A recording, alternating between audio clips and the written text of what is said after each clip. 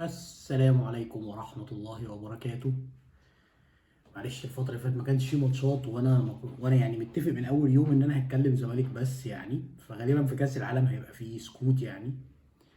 بس انا كنت واعد الناس ان انا هتكلم على موضوع البث والرعاية يعني، فعشان الفلوس والنادي والكلام اللي بيتقال قعدنا حضرنا واشتغلنا يعني قدر الامكان علشان نطلع حاجة كويسة، وان شاء الله تبقى حاجة كويسة.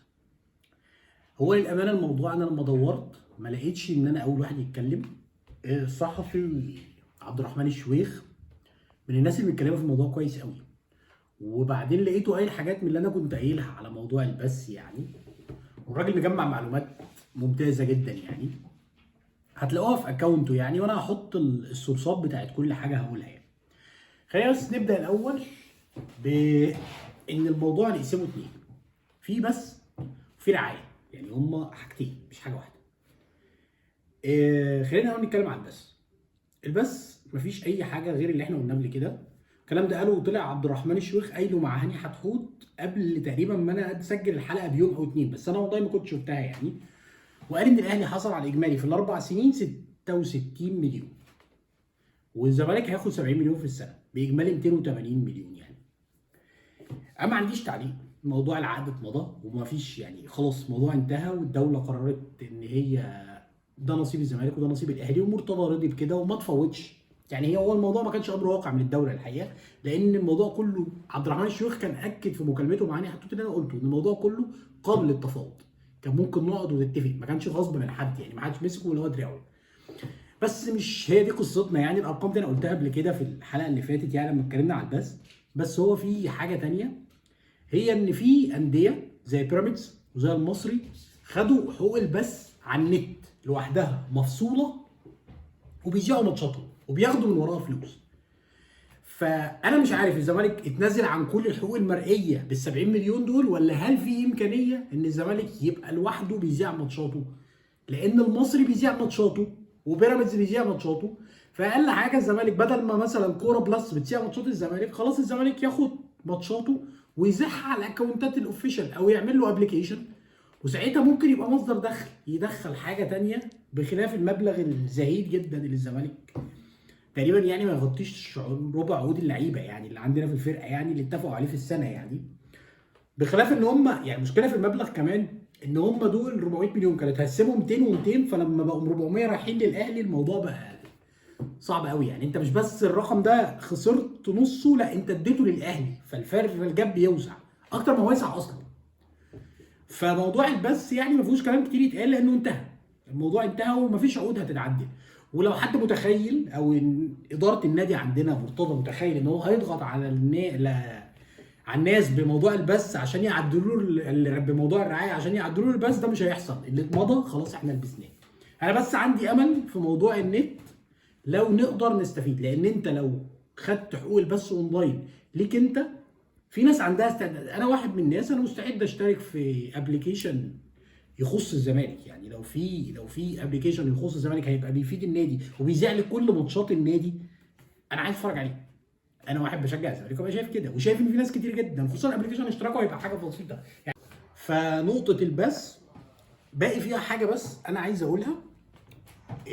موقع ايكونومي بلس اللي هو تقريبا عبد الرحمن الشيخ ده اعتقد رئيس تحريره، عمل تقرير عن ازاي فلوس البث بتتوزع في ايطاليا والمانيا واسبانيا وحتى في السعوديه. الفلوس بتتجمع كلها، بيتقال ان الرقم كذا مليار، مليون، 10 جنيه، بتتوزع على كل الانديه بنسب متساويه، لدرجه ان ريال مدريد كان تقريبا قريب في التقرير يعني من اخير الدوري الاسباني، يعني اللي هو تاني بطل الدوري الاسباني كان تقريبا قريب من ده. بيبقى بس فاكتور نسبي بيتضرب في الرقم زياده للنتائج اخر 5 سنين ولشعبيه النوادي اللي هي برشلونه وريال مدريد. الكلام ده في المانيا واسبانيا وحتى في السعوديه. فاللي حصل في مصر ده شيء بره الخيال. هحط اللينك بتاع التقرير ده في الكومنتات بتاعت الفيديو ان شاء الله. والفروقات يعني بين الفرق المفروض في البث اللي حصل في مصر ده غريب يعني. هو في توجه عام ان الاهلي ياخد كده، وانا برضو مصمم ان الزمالك كان ممكن ياخد اكتر من اللي خده يعني. آه، ده موضوع البث. هننتقل بقى على موضوع الرعايه. موضوع الرعايه الحقيقه شائك جدا. خلينا نقول ان موضوع الرعايه ده في حاجات مش في ايدينا كنادي. واللقاء بتاع خالد رفعت بتاع اللي هو كان اتكلم فيه الدكتور خالد رفعت، يعني كان اتكلم على موضوع ان هم كانوا جابوا عقد وفجاه الشركه اللي عرضت عليهم الرقم، وكان ساعتها ابتدوا يحددوا بالارقام دي هيعملوا ايه ويشتروا لعيبه. صحي الصبح لقوا الشركه دي مهدده ان هي تتلغي نشاطها بالكامل من مصر، والبيلي بورد بتاعت الاعلانات هياخدوها منها وكده لصالح وكاله الاهرام للاعلان. الكلام ده كان في قبل 2011. فكان ساعتها يعني ده مثال صارخ للتدخل اللي بتتدخله منظمات الاعلام في مصر لصالح الاهلي. بس انا مش هتوقف عند النقطه دي قد ما انا هتكلم على نقطه النادي ممكن يعمل ايه. اول حاجه خلينا بس نقول، لو احنا بنقيس مين النادي اللي محتاج تسويقيا ناس محترفه تشتغل فيه، هيبقى الزمالك. لان الزمالك من تقريبا من 2004 لحد النهارده 2022 مهدر حقه في الرعايه. فلك ان تتخيل ان اللي بيدير التسويق في الاهلي استاذ تسويق، وهو اللي مسؤول عن كل حاجه وتحتيه تيم كامل. في الزمالك احنا ما نعرفش اسم، يعني الكلام على ان هو على طبعا الاسم اللي اتردد الفترات اللي فاتت طبعا ومش موجود في الصوره، كانوا بيستعينوا بخدماته بشكل استشاري، هو الدكتور خالد رفعت يعني. بس هو طبعا مش في الصوره. اللي مسؤول عن الموضوع اعتقد امير مرتضى، وده على فكره برضو كلام عبد الرحمن الشويخ مش كلام انا لوحدي يعني. فالموضوع مفيش فيه اي احترافيه، يعني حتى من جوه النادي مفيش اي نوع من انواع اداره تسويق منفصله بتدير النادي. نيجي بقى لنقطه ثانيه. السنه اللي فاتت في وجود اللجنه اللي هي كان بيديرها الكابتن حسين لبيب، حصل حاجتين كويسين على مستوى التسويق والتعاقدات والكلام ده. تعاقد تيمبو وتعاقد مولتو اللي هي كانت شركه اديتا. ساعتها اديتا اعلنت زياده ارباحها برقم معين، والرقم ده كان فيه نسبه كبيره من الوكالات الانباء والانباء الاقتصاديه قالوا ان جمهور الزمالك مؤثر فيه. وتيمبو حصلت نقله كبيره جدا في مبيعات التيشيرتات اللي عندهم، لدرجه ان كل الستورز اللي في مصر اللي كانت بتبيع التيشيرتات بتاع الزمالك ما كانش فيها تيشيرتات، والاونلاين كان باقي مقاسات قليله، وده حاصل دلوقتي مع التيشيرت الجديد كمان. فهل الزمالك وهو بيجهز ملف التسويق في حد معاه ارقام بالقصه دي؟ حد ممكن يقول لنا الزمالك جمهور الزمالك اشترى كام تيشيرت السنه اللي فاتت؟ حد ممكن يقول لنا النقله في مبيعات اديتا بعد تعاقدها مع الزمالك اللي خلص طبعا بدوافع الناس عارفاها يعني، ايه النقله في ارباحهم؟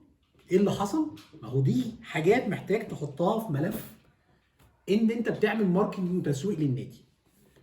النادي في بالرعايه في مصر ماشيه ان احنا بنتعاقد مع شركه حكوميه، الشركه دي بتبيع لشركات. انت بقى علاقتك ايه بالشركات دي؟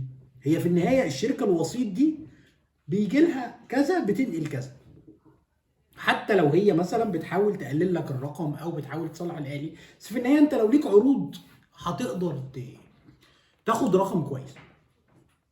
كان في زمايلنا في صفحه مرزباخ ليجاسي كانوا عرضوا في 2015 فيديو لتشيلسي، فريق تشيلسي في انجلترا، لما قرروا يجيبوا عقد رعايه برقم معين، حددوا رقم معين قالوا عايزين نوصل.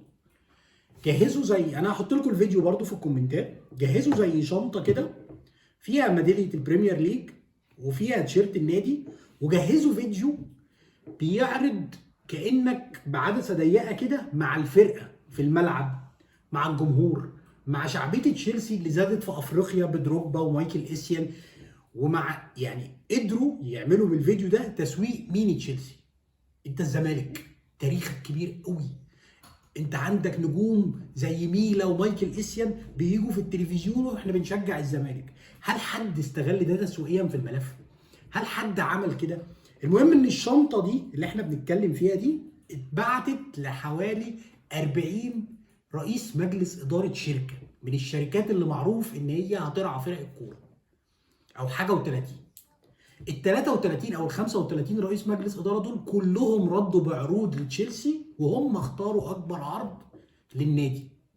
هل في تواصل بين النادي وبين شركات الاتصالات في مصر؟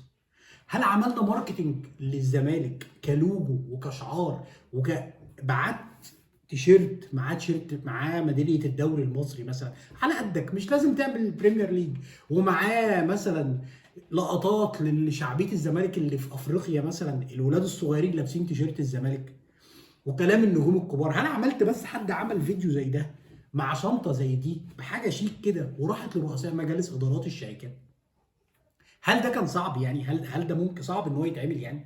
هل ده اختراع؟ هل حد كان عنده بس شويه ان هو يحاول حتى؟ هل كان ممكن يتحط فيه الارقام بتاعت الماركتنج اللي انا بقولها؟ ما اعرفش. ده فوق كده كمان ملفات الرعايه في عندنا كارثه. الزمالك دونا عن كل الانديه ما بيجيلوش فلوس للفرق التانيه غير كره القدم. يعني الاهلي الرعاه بتوعه اللي بيرعوا الكوره بيدوا له فلوس على السله، بيدوا له فلوس على اليد. مفيش. احنا كل سنه فرقه الكوره بس اللي بتلبس اعلانات وبقيه الفرق ما بتلبسش. طب انت ليه ما بتحطهاش في الباكج بتاعتك؟ ليه ما بتحاولش تستفيد بيها؟ انت عندك نجوم هيعرفوا من العالم كله، عندك احمد الاحمر. هل انت مثلا عملت ماركتنج للفرق دي؟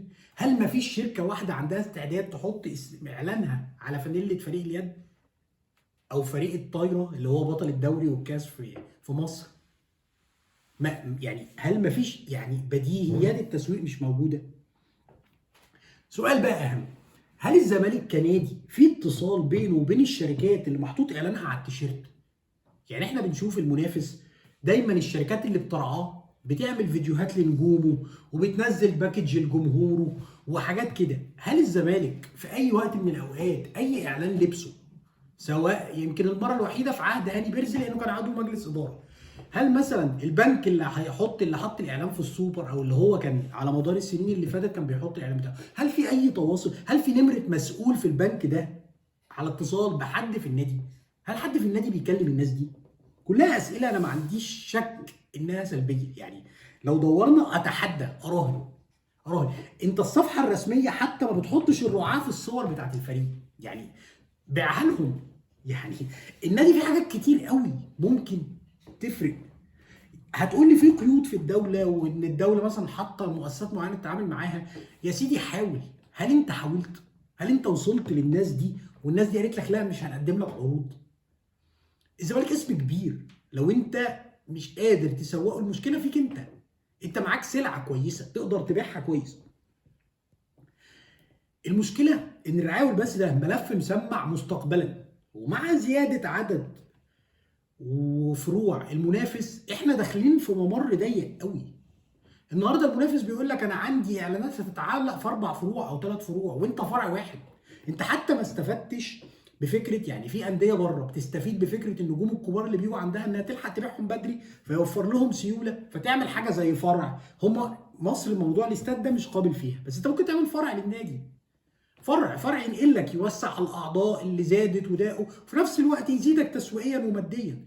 انت فريق 2020 اللي هو كان فيه مصطفى محمد وفرجاني ساسي واشرف بن شرقي، كل اللعيبه دي مشيت من عندك ببلاش، بالتالي باستثناء مصطفى اللي بعناه. انما انت كان عندك فريق فيه عناصر خسرت الاجانب كلهم ببلاش، عقودهم خلصت ومشيت. طب يا اخي لو مش هتجدد لهم استفيد بيهم. النادي فيه مشكله لازم تكون واضحه ان اللي جاي صعب والجاب المادي بيكبر وبيزيد قوي لدرجه ان احنا مش هينفع نغطيه. هي دي الصوره وهو ده الوضع سواء على مستوى البث او مستوى الرعايه.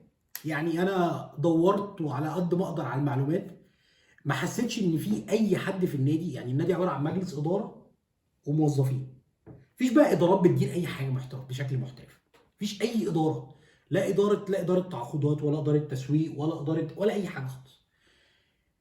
الجاب بيوسع ولازم يكون في حد يقف ويقول ستوب، لا يا جماعه ما ينفعش. يعني ما ينفعش. اللي جاي هيبقى اصعب وهيبقى اصعب قوي والفروق الماديه بتزيد. ده غير ان اصلا انت مش قادر تاخد حقك حاليا. يعني بتمنى لكم تتبسطوا ان شاء الله في كاس العالم يعني وتتفرجوا عليه، وان شاء الله الزمالك هيرجع في النص وان شاء الله يبقى في حلقات جايه. شكرا لكم، السلام عليكم ورحمه الله وبركاته.